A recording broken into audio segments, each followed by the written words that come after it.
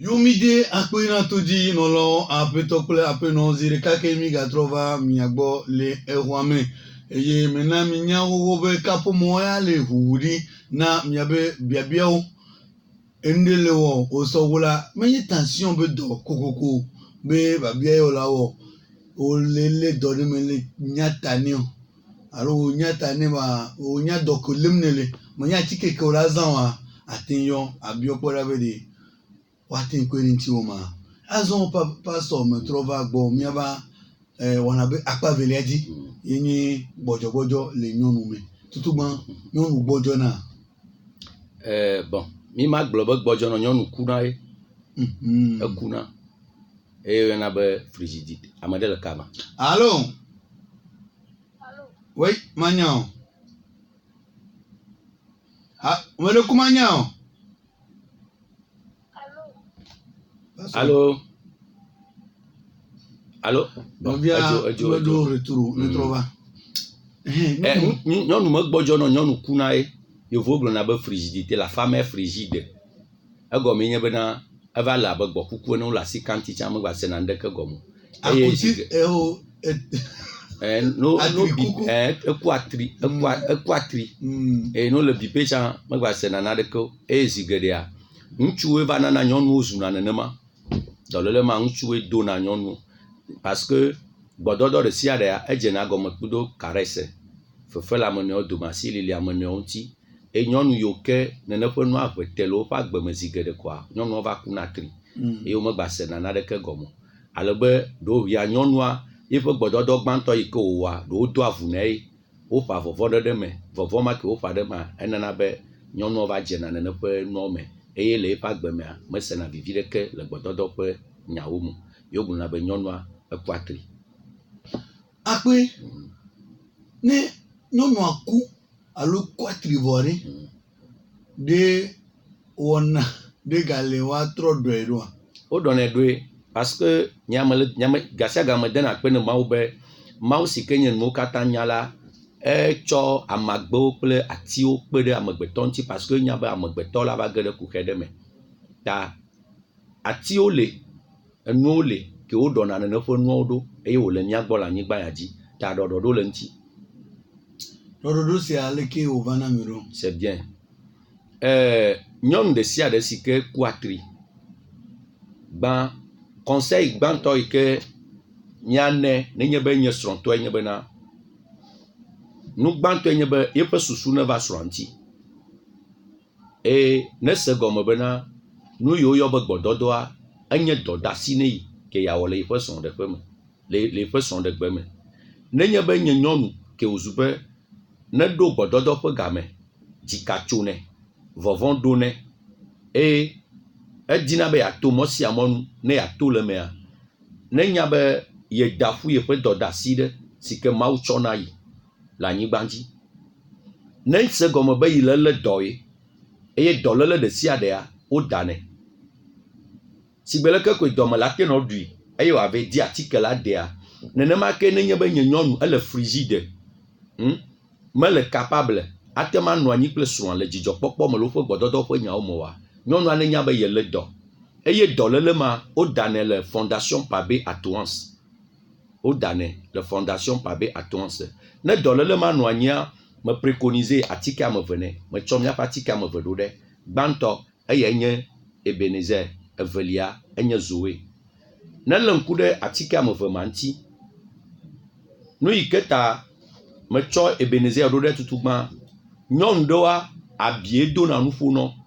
eye wòkplɔnɔ yina ɖe nene ƒe nua gbɔ wɔe be womesena vivi le gbɔdɔdɔ me vevewo sena nenye be le zã Ebenezera abia ekpã fifia ɔrumono bon ŋɖewo avegbea me nyo nya leke míagblɔ nuɖewo siwo ke Mawu wɔ le míaƒe agbeme le kpɔɖeŋu me fifia nyɔnu ɖe sia ɖea ehiã naɖe si ke yɔna be glaire cervicala enye tsi ɖe si ke etona le nyɔnu ŋuti nenye be yiƒe gbɔdɔdɔ wɔwɔ ƒe game su etsi ma enana eɖo yiƒe dɔdeasi le nyɔnu ƒe agbeme ekpena ɖe nyɔnu ŋuti ale gbegbe bena no kple ŋutsuawo do goa gbã matema se veve le eƒe nyɔnu nyenye me vɔ nyɔnu gbogbo ɖewo lia glɛ cervicala megba to na nenye be le nu zoea nu yiwo ke ku le mea enua la gbɔ agbe enua la trɔ tɔ dɔ dzi ime ouvert la tɔ dɔ dzi nu sia nu ke Mawu kɔ de me siwo ke nye machine fonctionner na ale gbegbe be eƒe nyɔnu nyenye wate ma wɔ dɔ ɖe ɖoɖo nyuietɔ nua nenye be le nu zoea nene ƒe nua la gbɔ eye la wɔe bena amea la kpɔe de dzesi be yi tsã zɔa sese ɖe le ame le va ne yi le setinua nenye be nyɔnu kpɔ srɔ̃a le gaƒoƒo ɖewo mea ne kpɔ srɔ̃a naɖe ɖo la nyɔ le me vɔ nenye be nyɔnua gasi agame ne kpɔ ŋutsua naɖeke menyɔna le me oa eya fia be nu geɖewo ku le me ele dɔ lele wònye ne nyɔnu kpɔ srɔ̃a le gaƒoƒo ɖewo me le kpɔɖeŋu me fia srɔ̃ ŋutsu egbɔ va eɖa awu le kpɔ eƒe akɔta le kpɔ eƒe ƒodo me le kpɔe le eme slip le kpɔe nɔnɔme ɖe mea naɖe la te nyɔ le mo nenema wòɖo la nɔ vɔ nenye be nyɔnu esrɔ̃a ne kpɔe naɖeke mewɔ nea le kpɔ si be avu kuku ene naɖeke mewɔ nea wa awɔ kuku ele be wòase gɔme bena yele dɔ eye dɔ ma le fondation pabe atoa sa miaɖe ne miakpe ɖe ŋuti eye yi tsã wòate ma anɔ ɖokui me eye wòawɔ eƒe dɔdeasi le eƒe srɔ̃ɖeƒe akpe azɔ boisson de longue vie nini misane bidze 1500 Zoé ali. Zoé au sane 2000. Ebenezer au sane 1000 francs. Pour de la grâce au sane 1000 francs. Evi gogorogo au sane 500. Et enye sinusita. Ame subo onye. O dana de ngoti mame yo ke abidona nu fona le tadzi. O dana de ngoti ame yo do asran. On est derrière un coup la se veve subo ni kwa meja gban voa eja favi subo yi. Ala se veve. On dana de un coup dio. Américain ne gagnant le téléphone n'y est la animateur. Il y a le 91 24 24 65 dit alors 98 60 98 62. Ne ba bien de l'emiasia nyabio. Ame gbe ne mi pa mi atenyo pas sur le bon numéro dit. OK, sinusita yo. Sinusita me yo ke do asran nya me le déconseiller à mon asran do me nyu mi onyo. Parce que preuve nye be ame yo ke do asran de ko va kone bo vale na vo fu rirasi. Parce que gasia gama michino toto lo ngoti mo no menye nunyi onyo la nyama ida me dome acha vo fodira si gasia me michino toto lo ngoti mo no wa menye nunyi onyo eya mi to yan te pone miano ce n'est pas bien et egbe me génération mio en tant que jeune mi lo mia ro ke koro ne pon wa me gasia gama sran gwe la nyasi la modo miano do asan ku toto mo wa no menye nunyi mia cho mia ro ke ademu voilà ben mia bien sûr nya te pone quand mi va donner ngoti me gbero quand mi va ngoti nke jona mi va donner ngoti me gbe c'est ça ta ne le troll ne le do sinusita ami onye ala de ngbegble mo kata to va do gade mo kwa la kpodo yoyo e mi ti magba no kpolo ngoti mo no gasia gamo e kan jen ya eka e enye pour de la grâce e ya e nenye be fibroma jogbono a e be pe na kokui atugui pla monsieur que eni le fudena ami abe dome do le lawo kata we bonagbo pla monsieur que o pasi do anya e de na ade ne ya do asi anya du kola senkoa ala zan poudre la grâce akpe kude eyantia magato eni avide pe enye sucre do diabète on zan zoé e minyare me java do tare avant tene ya jide zoé de ponti mais de un moment lo afo nufo amo le do insuline o le do insuline diabète lo le do insuline avec zoé a o mo gbanya fi ke insuline ma bu dodo lo ni me java enye ŋutsu ya wodo enye ŋutsu ya woko de na avu me no no woɖokuiwo enya bui ɖe diabète dɔléle ŋutɔ do ne no woɖokuiwo ale gbegbe be sukra ne gba kɔ yi dzi o parce que wo me pancréas me gba te le dzi insuline o pancréas gba te le dzi insuline o ta gasia gama wonɔna abuidodo kple atike nunu dzi amewo va kpɔ zoea egbea amemo wo le nyui ɖe amemo wo tsi agbe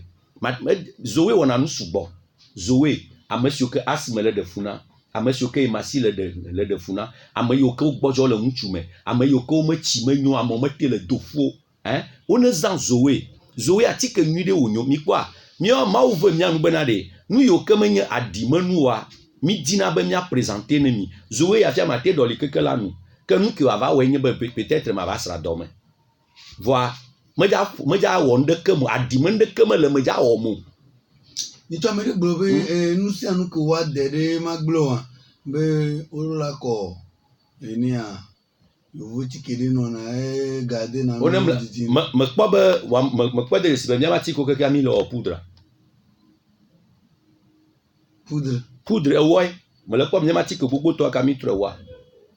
me nya ngo na poudre oh me champion okay to jo apeto kula kono zoé de nya me de kuku gã ɖe ame ɖe le dɔ ame ɖe me le dɔ zoé kple boisson de longue vie mi dze xɔ lɔnkui ça c'est très important zoé elle est vivre ntɔ zoé kple boisson de longue vie le dɔ me le dɔ nya nɔvi siwo ke le likana ku me dɔ mi dze xɔ lɔ kple zoé nyamagblɔ ne mia la kpe ɖe mia ŋuti nya ame siwo ke abi dona nu ƒona mi gbɔdzɔ le ŋutsu me enyame tsi me nyo ne mi na afɔa etsia le dzẽ etsi dzẽ nana nyɔnu ma te fibrome kple nuwo kpe la va miɔ ɖe ƒodome ne nyɔnua mi le do dɔ nyɔnua aŋɔme me ɖu ne tsɔ va le va tsi dzẽ ma kɔ ɖe lãme ne kɔa aŋɔme dɔ kpe la va nɔ ŋuti edɔ ma nyatɔ nyɔnua ŋgbadza va vo mi zã zoé mi dze xɔlɔ kple zoé me bena ɖe le mars ma porte ouverte edza ne fondation Pabe Atowanse ne mawo de mɔ ne mianɔ radio horizon me kpa ya me ɖe míaɖe nu me na mi tso lãmesẽ ƒe nyawo ŋuti agbetɔ ƒe lãmesẽ ƒe nya kafla mi me hiã yovo hafi la kpɔ dɔyɔyɔ mawu tsɔ nuwo ƒoxlã mi mi ɖo ŋku míame formation dzi lo le tri ya me mi le 21 22 23 mi ɖo formation mi fiana nu tso amagbe ŋuti nu yiwo ke míaɖu awɔ nyui na mi nu yiwo ke míaɖu míanɔ sesẽ ne wɔame yi ne dze si ŋtsã le akpɔ be fifia ɖekadzevi kpo zu metrɔ le eya nyateƒe nya ye ɖekadzevi kpo nya me le zu pourquoi parce que míatrɔ gbɔ va dzɔdzɔme nuwo gbɔ mawu fɔ nuwo kɔ ɖe mía gbɔ amagbewo le mía gbɔ míatrɔ asi le ŋuti míawo ŋutɔ míalé míame lãmesẽ ƒe nyawo ɖe asi ele gɔme se ma non formation aɖe ne condition ke le ŋuti gawo keke le nɔ 14500 nusɔsrɔ̃a ƒe ga kple document d'enseignement nye 4500 nusɔsrɔ̃a ile nye kotoku amewo nkeke ame tɔ̃ manɔ anyi kple mi le setinoa ane be kɔsiɖa ya me miawɔe voa megblɔ ne mi bena ɖeɖi te ŋutinye ne me va nɔ anyi ɖe mia gbɔa nye mate wɔ nuteƒo elabe nuƒoƒoƒo ate na ɖeɖia me ŋuti ta nkeke tɔ me nuke ma la nye ga ɖe me ke masi reposer nyui ɖe ko ne me va nɔ anyi ɖe mia gbɔa mi fiana article plus de 50 médicaments nye me ble na amewo nye me dza ble mi o amewo va wokpɔ be nyateƒe to me le wɔ formation na amewo gbe ɖeka ɖe ame ɖe va akpa me va to ne srɔ̃nye bena ɖe ne gblɔ ne nye be enye me le ɖe nuɔ gɔme na amewo wu nu parce que amea nye amagbedɔwɔla e me to ne be ne gbava wu mo enye xɔ ga ɖe le amewo si be ma fia wo nu yi ma fia amewo kafla ne nya me fia wo atike fia ko wala te xɔ klinya nye wa me te dza xɔ klinya nye wo ɖe tike dza to xɔ klinya nye o ale yi me le na be ne klinya nye wa me te dza le be ne wo ɖe ale nya me tsɔ na klinya nye wa me te dza tsɔ wo mi gbe nu fa fia no c'est faux ama bonwa ame Afrika le wɔkɔ le yi ɖe megbe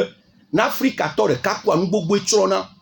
mi le gɔme se ma na Afrika tɔ ɖeka kpɔa nu gbogbo tsrɔ̃na mi va miasrɔ̃ nu eyi me nya ma tsɔe na mi miatsɔ kpe miatɔwo ame ɖe le afi ɖe ɖa le kuku le nya be boisson de longue vie le nya be me fiane le formation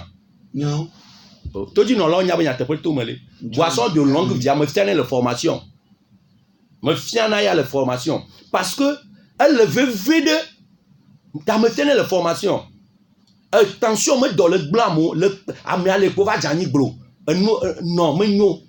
mi na ɖe miasrɔ̃ nu ta le tri ame mi le 21 22 23 fike mi dza dogo le temple Rehoboth église évangélique source de vie ƒe kpa me ye mi dza wɔ formation le miadze gɔme nusɔsrɔ̃ la dze gɔme ganyi me ganyi la vɔ nusɔsrɔ̃ la dze gɔme ganyi pose la nɔ me vɔ miava kpa gatɔn ne ŋke 22 miava nenema eye samedia miagba yi ɖe dzi mi nɔna nuwo srɔ̃ mi gba dona dzoa zi ɖeka nu yiwo ke mianɔ ɖaɖam zi ɖeka mi ɖana tike ne me ɖo ŋkeke mea ko tsɔtsi menɔna kpam o mi dona dzo la ɖa tike awɔ nuwo ale yi ke miawɔe eyiwo miawɔ poudre mi be yeawɔ poudre eyiwo ke leke nyame kafla nye ne me fia wa megɔme nye be klinya nye wa le dza xɔ me te dza xɔ klinya nye se gɔmea ta mawu ne kpe ɖe mia ŋuti la te gblɔ be 14500 esugbɔ 14500 me sugbɔ nu yi ke me dza livre ne wa trésor bliboe ala te kplɔ dzidzimeviwo kekeke va da si ɖe gbeɖegbe nu ma te mi ŋlɔ atikewo ɖe agbalẽ me mi me dza va nɔ te be ŋlɔ nu le dza va perdre temps ne mi de sia de amagbe aleke kple aleke la tsɔ quantité ya la tsɔ ya kpe de leke eɖewoa etsimeko wayi eɖewoa edzodzi woanɔ eɖewo manɔ dzodzio wola ɖo tsi dzodzo kɔ ɖe dzi leke numɔ katã mi fia me gbɔgblɔ be omoea mi fia na atike yina ɖe 50 atsɔ matɔn ɖe ya tete fifia ne le nenea ɖe amuku mete hlena nuwo ɖe ame yi me hlena nuwo ame nye ŋutɔ menye ko suku gã ya ne to ko ame dzi vi ɖeke le aƒe me yina sukua ɖevi ɖeke me le aƒe me yina sukua ela va ke wòate lé ɖe tama la lé ne dzo ya aƒe me ko la yɔ viawo da ɖe be vinye dɔléle ya leke dzi me le kaka agbalẽa me kpɔ bena ɖe nyakeawo gblɔ tso dɔléle ma ŋuti ma ne mi ŋlɔ dɔlélea egbe yiwo ke le atsɔ ase wea mi ŋlɔna agbea ŋkɔ agbɔsɔsɔ ke le atsɔ ne mi ŋlɔnɛ ale yi ke la ɖe mi wɔnɛ gaƒoƒo ne ni woanɔ dzodzi mi wɔnɛ ale yi ke la nui mi wɔnɛ kple susu bena ɖe nenye be agbalẽ ma nya la tsã gba tsɔ nua ŋutɔ tsã nenye be wɔ nuteƒe na agbalẽa koa mavi gblɔ be woɖe agbe na ame ɖewo nu la nugbegble zɔ ɖe dzi o. akpe eyia ele vivim va zã ko le dodom na kɔpetɔ azɔ ate na mi miabe nɔmba kuyo fike miate kpɔ miabe atike. Fondation Pabe Atoumance de enye koe nye me dzikpɔla numéro nye 99 52 62 72 99 52 62 72 90 41 80 60 90 41 80 60 me le Tchevie bɔlumɔdzi ne le ɖo Zanzibar ƒe niveau le tofiɔsea ƒe mɔnu koa emɔ yi le kpɔ le ɖusimea zɔmɔ ma tout droit le dza ke ɖe terrain vi ɖe ŋuti woŋlɔ ɖe agbo ɖe dzi le gema be Pabe House ne le ɖo Pabe House koa le dzi article en gros le dzi en détail la tema kpɔe ne le va Radio Horizon le jour ouvrable ne le va Radio Horizon la kpɔ miaƒe article la gbɔsɔsɔ me ne le ɖe Tchevie si me la kpɔe le Dameri gbɔ la kpɔe le établissement Césario la kpɔe le gbɔ ne le ɖo dua mea la kpɔe le Lonato ƒe dɔwɔƒea le fi ya kpangɔ terrain kpa miaƒe article wa wo kpɔtɔ le gema ne le va Banque Populaire la kpɔe le Madame Adrake gbɔ ne le ɖo Asiama ƒe dua me la kpɔe le Esiage ƒe miatɔ Esiage ƒe agbodzi le fi ke wosana telawo ƒe nua le teƒe ma dzeŋgɔ pɔpi ɖe le gema la kpɔe le teƒe ma ne le ɖo Davia la kpɔe le mianɔ mamavi gbɔ miaƒe atikewo le egbɔ ne le ɖo Hawotoa la kpɔe le mia fofo Ahɔsugã gbɔ la gakpɔe le Meza ƒe pasteur si ke yɔna be pasteur Robert la gakpɔ miaƒe atikewo le gbɔ ne le yi ɖe amenyranuto me la kpɔe le RVV medi be maɖo ŋku dzi ne gematɔwo bena braɖagbea mídza va compléter woƒe atike ke wovɔ le wo gbɔa mídza tsɔ wo vɛ nɔ braɖagbe elabe ame geɖewo yɔ tso gema bena yewo le disinu dzi ta le teƒe ma yewo mele kpɔ braɖagbea míatsɔ woƒe atike akɔ vɛ nɔ ne le yi ɖe agbeluʋea la kpɔe le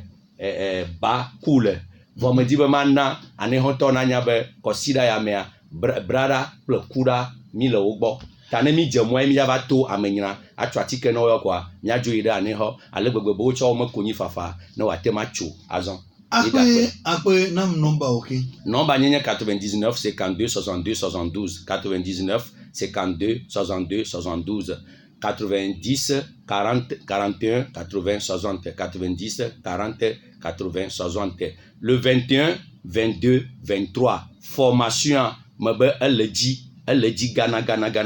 medzatrɔ ne le be yagbe yi koa ne mi kpa wòayɔ formation ele dzi eya tɔtrɔ me le ŋuti o mawu yra mi. akpe titsa gbɔna be fi woto liatia funuke woto na dina fi si wonɔ fanbia fi ma wonɔ kona nu.